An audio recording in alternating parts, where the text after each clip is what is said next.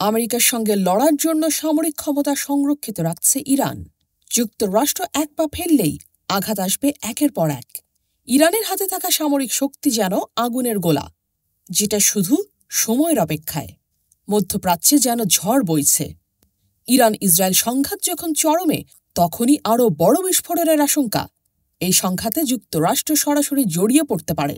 আর Iran, তারা তখনই যুদ্ধের দ্বিতীয় অধ্যায় শুরু করবে। টার্গেট হবে যুক্তরাষ্ট্রের ঘাঁটি, স্বার্থ, এমনকি জাহাজগুলো।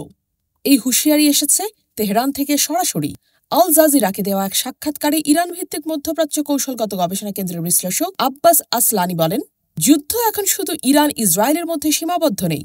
যদি যুক্তরাষ্ট্র লড়াইয়ে নামে, তাহলে তেহরান সঙ্গে সঙ্গে আঘাত আনবে। ইরান এখনও পুরো শক্তি ব্যবহার করেনি। হরমুজ প্রণালী বিশ্বের অন্যতম গুরুত্বপূর্ণ সামরিক বাণিজ্য পথ, আর এই হরমুজ প্রণালীর পূর্ণ নিয়ন্ত্রণ ইরানের হাতে। কিন্তু এখনও এটাকে অস্ত্র হিসেবে ব্যবহার করেনি, কারণ তারা অপেক্ষা করছে আমেরিকার সরাসরি জড়ানোর।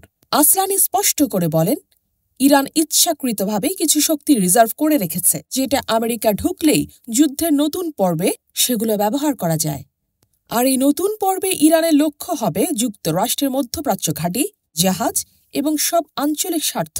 বিশ্লেষকদের ভাষায় এই যুদ্ধের বিস্তার শুধু তেহরান ও ওয়াশিংটনের মধ্যেই সীমাবদ্ধ থাকবে না, এটি ছড়িয়ে পড়তে পারে পুরো মধ্যপ্রাচ্যে, এমনকি আন্তর্জাতিক পরিসরেও। বিশ্ব আজ দাঁড়িয়ে আছে এক বিপজ্জনক মোড়ের সামনে, যেখানে একটি ভুল পদক্ষেপে জ্বলে উঠতে পারে বহু দেশের ভূমি, আকাশ আর সাগর। আর সেই আগুন যদি একবার ছড়িয়ে পড়ে, তাহলে থামানো যাবে না সহজে। বিশ্লেষকরা বলছেন, এই পরিস্থিতিতে শান্তিপূর্ণ আলোচনার দরজা খোলা রাখা ও উত্তেজনা প্রশমন করা এখন আন্তর্জাতিক সম্প্রদায়ের সবচেয়ে গুরুত্বপূর্ণ দায়িত্ব। কিন্তু প্রশ্ন হচ্ছে, কে এগিয়ে আসবে? কারা চাইবে আলোচনার টেবিল, আর কারা চাইবে আগুনের পথে হাঁটতে? বিশ্ব এখন তাকিয়ে আছে তেহরান কি করবে। ওয়াশিংটন কি সরাসরি মাঠে নামবে? আর যদি নামে, তাহলে আর এই যুদ্ধ আর সীমান্ত মানবে না।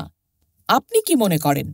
যুক্তরাষ্ট্র যদি সরাসরি লড়াইয়ে নামে, ইরান কি হরমুজ প্রণালী বন্ধ করে দেবে, নাকি মধ্যপ্রাচ্য জ্বলে উঠবে আরও বড় যুদ্ধে? কমেন্টে জানান আপনার মতামত। আর এমন আপডেট পেতে সাবস্ক্রাইব করুন এখনই।